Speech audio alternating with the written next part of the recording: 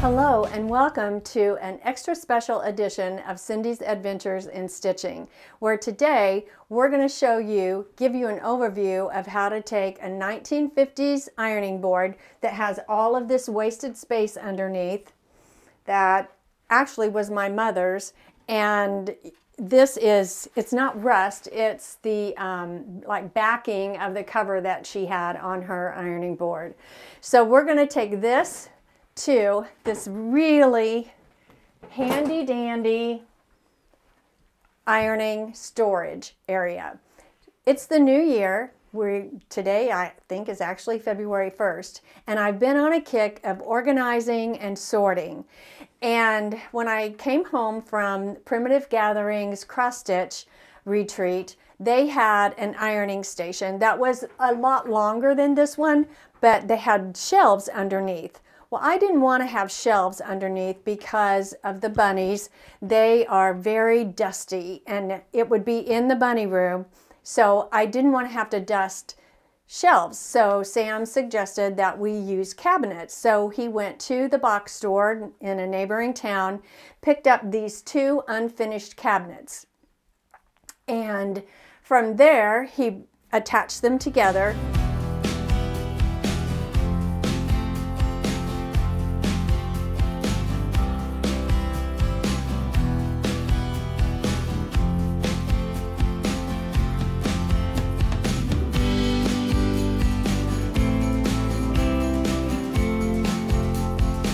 Now, I would caution you that when you buy your cabinets, if this is the way that you decide to go, it's very helpful to make sure that they are the same size, meaning the same height, and that the angle is the same. You'd be surprised at the discrepancy between items like that. They're not always exactly the same size. So he put them together. He added a wire here so that I can plug in my ironing board here on the end. And that is a fantastic feature. He put it on casters so that I can roll it away from the wall if I need to.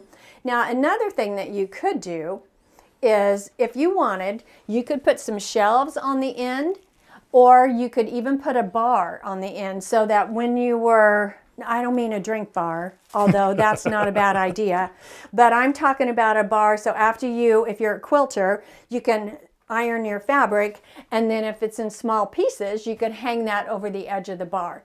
I don't really need that because I have a rolling cart that sits on the end of my ironing station normally. So all of the things that I need in order to get the ironing done fast are located inside here or located on the rolling cart that sits beside it. But that's always an option.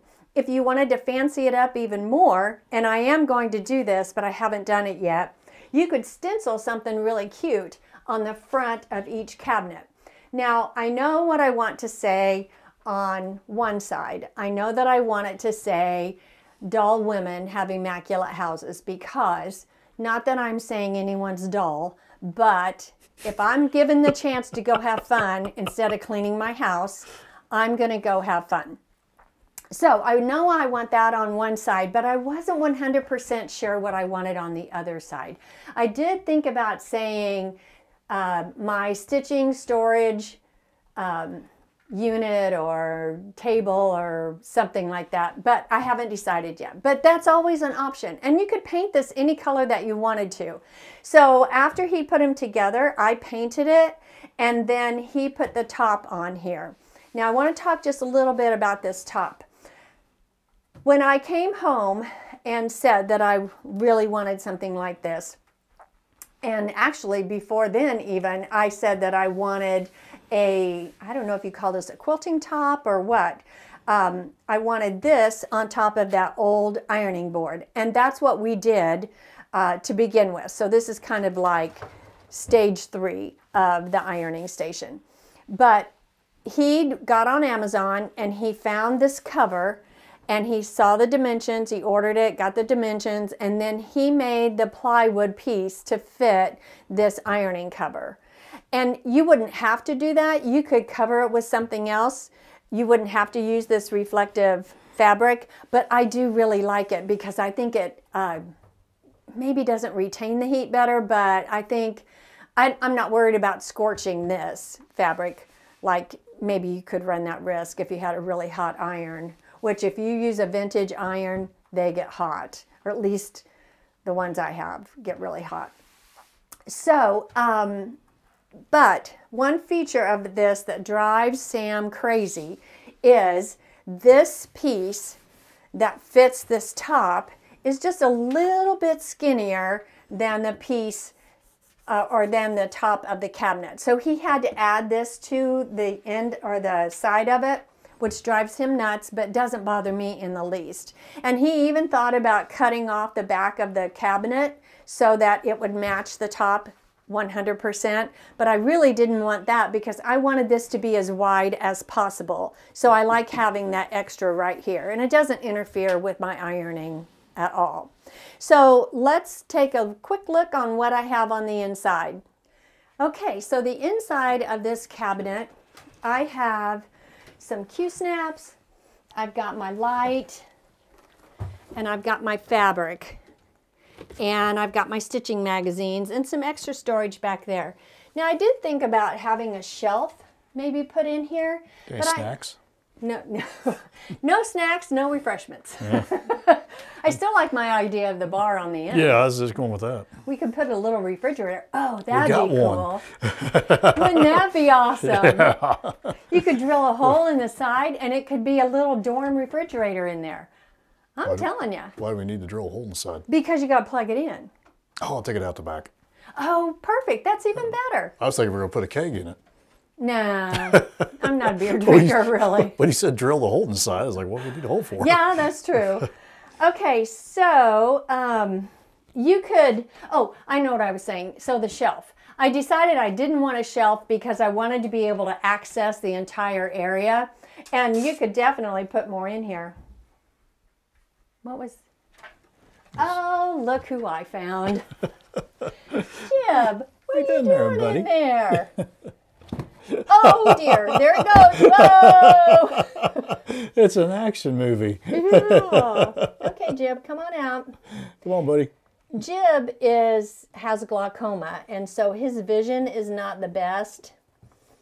And we have to give him eye drops every night.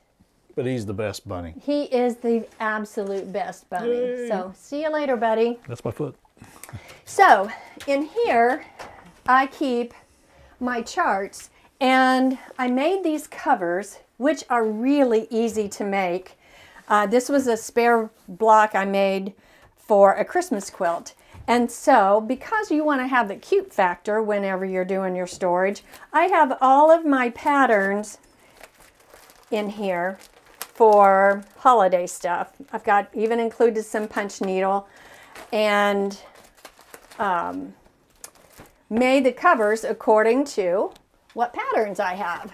So these are my seasonal covers, yeah. So these are my, oh, upside down. Well, what do you know? That's very typical, isn't it? Does that help? Yeah. Okay. So anyway, these are my autumn Thanksgiving patterns, and then my miscellaneous or non-seasonal patterns are in, even though that looks kind of summerish. I guess I do have summer patterns in here too. But again, backwards. But these covers are really easy to make, and I think I used a combination of tutorials that I just saw on YouTube, and I kind of took ideas from each one and then kind of made it my own. So kind of like the old days when we used to have to wrap our textbooks in, like, exactly. What was it, paper bag? Yes, exactly. Yeah. I don't know that I ever saw any girl or any boys do that. I just saw girls do that. Did you ever see We any had boys? to do it. Oh, you had? Well, you went to a private school, so. Military school. It was not military. Well, what happened? Yeah, I say yes, sir, and yes, ma'am. You do, actually, a lot of times. Maybe that's where that came Because I from. can't remember names. That's your cover. Exactly. So this is my ironing storage station. So what's in the drawers? Oh, in the drawers, I've got ironing stuff. Oh. I've got my clappers. I've got unfinished projects. That's not the clapper we use on the tree. I know, it's a different. But it's called a clapper. I really don't know why. Then I've got some hand embroidery books in here. And then I've got my little thing for water for my steam iron. And then on this side, I have cross-stitch miscellaneous. Got my stitchy hugs for my floss. Got a little tray that's holding my readers. And this is something I'm going to use for a chart that I was given at Situate. I can't say how much I love it, because now all of my cross-stitch stuff, I've got another tote over there that has wool applique things in it, but now it's all in one place. And I really do like that a lot. And there's, I mean, when you're dealing with a limited amount of space, anytime it's, you can turn wasted space into storage Exactly. space. Exactly. And that's the thing about an ironing board. It's wasted space underneath that. And having this quilt top is a game changer. I really like it. Now you know what they're going to be wondering. No, what? Oh, how much did it cost? Well, not as much as it could have. What do you mean? Remember the white cabinets that I found? Oh, yeah, the already painted ones. Yeah. So if you've been into a box store lately, you know that everything has gone up in price. And the base cabinets, they're two 24-inch base cabinets, were, I want to say, like $135 a piece. And the drawer was included, so you didn't have to pay extra for the drawer. Yeah, you got the door in the drawer, but no pulls. Pulls were extra. Yeah, we bought the cheapest pulls we could find. They were like $1.50, maybe $2 a piece, so they weren't outrageous. The casters we got at Harbor Freight, so they were maybe $3 or $4 a piece. The top, I want to say, is like $50, $60 for that cover. For this? Yeah. Oh, was it? Wow, was it that much? I think so. Yeah, we'll put a link to the cover because it's still available on Amazon. And the wiring, that kind of turned out to be a little bit on the pricey side, if I remember right. It's because the cord I needed to use. I wanted a flat plug-in so that it would sit closest to the wall. So that was about $20 for that cord, and then outlet in the box, and the cover plate's probably another $10.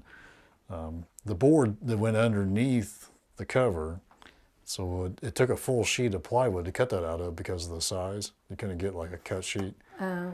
So, and that was, I got that for you back during the COVID days when things were crazy expensive. Yeah, so we won't even discuss what that board cost. Yeah. But I mean, to gain that amount of space for the money, I mean. And for it to be covered, which for me was huge because of the bunny dust. I don't know if I don't think it's from them especially, but I think it's from the hay. Yeah, the hay has been getting really dry. Yeah, well, I mean, our part of the country, we had a drought all summer. But it comes in a bag. But it comes in a bag, and so when you open that bag, you can see the hay. I mean, see the dust. Yeah, you can see the hay too, but you can see the dust. But as long as we have the bunnies, you know, this room is going to be dusty. And I think bunnies live to be about 8 years old, and give or take. And we don't know how old Jib is because he was a rescue. But the other two they were born in 21. So they're only 2.5 years old. So, I mean, we're going to have them for a while, hopefully. But the dust is something that I do have to contend with. Unless Rosie keeps getting underneath my feet upstairs. Yeah, I know. She's so silent. She's like a ninja bunny. Yeah. You'll be standing in the kitchen, and the next thing you know, you kicked a rabbit across the floor and didn't even know it. Well, it's not really a kick. More of a scoot. Well, she's dramatic. She is very dramatic. But I really wanted the cabinet instead of shelving because of the dust. So I'm glad that we went with that. So all in, how much? 500? 400? It's been a long day. I'm not doing math in my head. Okay. I'd say ballpark 400, 450. It's probably 5. Was it? Yeah. But I will say, if the cabinets had been the correct, or equal height. I think if you're familiar with the drill, that is something that you could do. Like, Oh, definitely, yeah. You don't have to be a carpenter. Oh, I just think I hit my mic. I'm sorry. I don't think it takes carpentry skills to do this. I think it's, you know, if you're motivated to do it, it is something that you could do. I probably did the usual win low overboard. Yes, I know. You ended up spending about 8 hours doing it. Yeah, 2 trips to town. 2 trips to town, 8 hours. But Now you can buy pre-finished cabinets, but they are that are white. Yeah, they're pre-finished white, so you don't have to paint them, and it's kind of a slick surface, so it would stay cleaner. But they were like almost $300 a piece for a pre-finished white cabinet. Yeah, for $200 or 140, 130 for those. Yeah. Yeah. So they're an unfinished oak cabinet, and we'll put a link to Home Depot or any one of those stores so that you Or can get. did you get it at Home Depot or Menards? I think you got them at Menards, didn't you? Yeah, I actually got them at Menards, but not everybody has Menards. So. Oh, true. So. Yeah. So remember, you're nationwide. Yeah. For me, it was worth the money, even if it's a situation where I have to save up for a few months in order to get it. It was worth it because of gaining the storage space. And not only the storage space, but I love the fact that all of my cross-stitch stuff is in one place. Now, another thing that you could do to increase your storage is you could put hangers up here and you could hang some floss. And I have thought about doing that because I have my DMC in the other room, and it's kind of a unique way to sort my DMC. But you could do Weeks Dye Works on one side and Classic Color Works on the other side, or whatever you have, or you could mix and match. But using every inch of available space is a good thing to do, I think. So that's our video on a DIY ironing storage station, and I hope you liked it. I hope there's something you can pick up from it. If you have a sewing machine and are so inclined, these book covers were really fun to make. And I have an embroidery machine, so I just used scraps of fabric and embroidered something on it. And I do love the fact that these charts are now sorted and easy to find what I'm looking for. And that is fantastic when you're able to do that. So, in conclusion, thanks for joining us. Please like, subscribe, hit the notification bell, all of that good stuff. Share the video. All of that helps the algorithm. And we would really very much appreciate it. And until next time, happy stitching!